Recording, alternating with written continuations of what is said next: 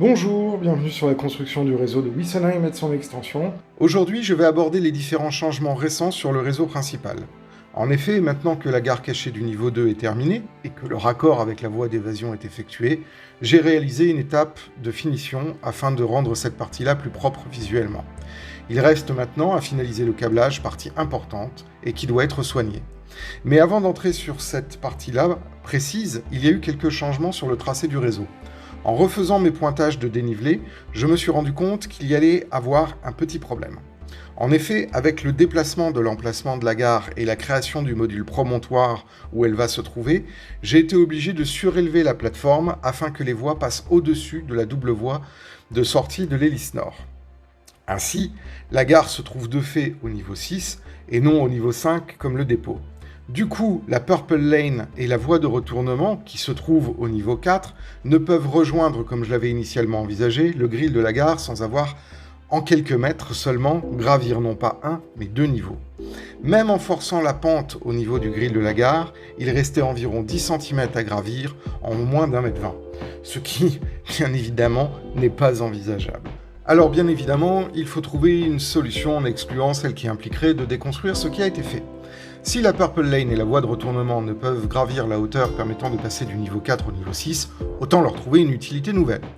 Au passage, cela va permettre aussi de repenser le tracé du grill de la gare et de l'accès au dépôt. J'aurai l'occasion d'en reparler dans une autre vidéo ultérieurement. Retour donc à la case dessin pour réfléchir à un nouveau tracé incluant ces deux voies.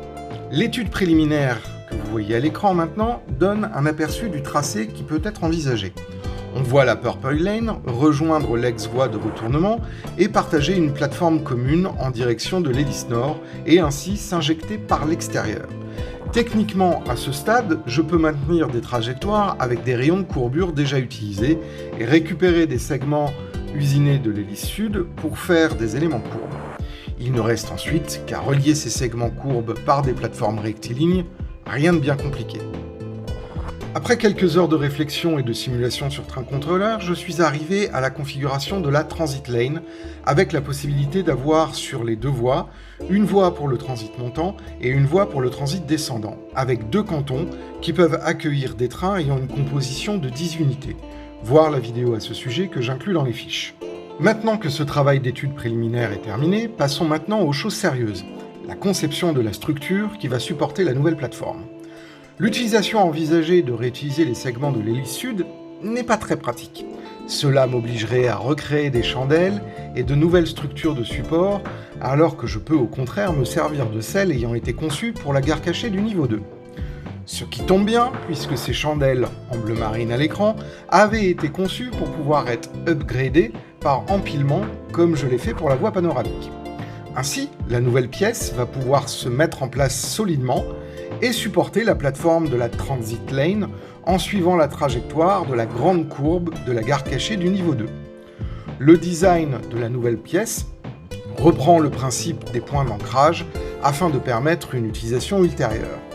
Le dessin en ogive, pure facétie esthétique, permis par l'utilisation de la CNC, permet une certaine continuité visuelle, car même s'il s'agit d'emplacements cachés à la vue du spectateur, soigner l'esthétique de la structure ne demande pas un effort supplémentaire considérable. La pièce que l'on voit à l'écran est le dessin des chandelles qui vient se positionner au-dessus des modules rectilignes historiques.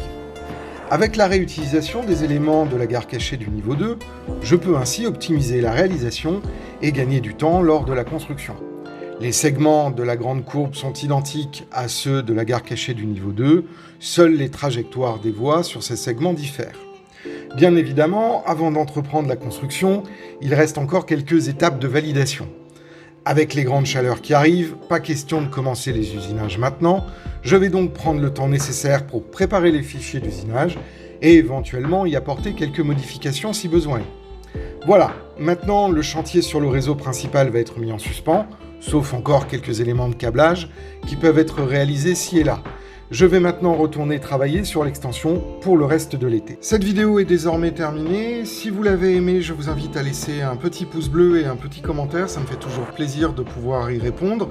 Je vous invite aussi à vous abonner si ce n'est pas déjà fait et à cliquer sur la cloche pour être notifié lors des prochaines sorties. Je vous souhaite à toutes et à tous une très bonne journée et une très bonne semaine.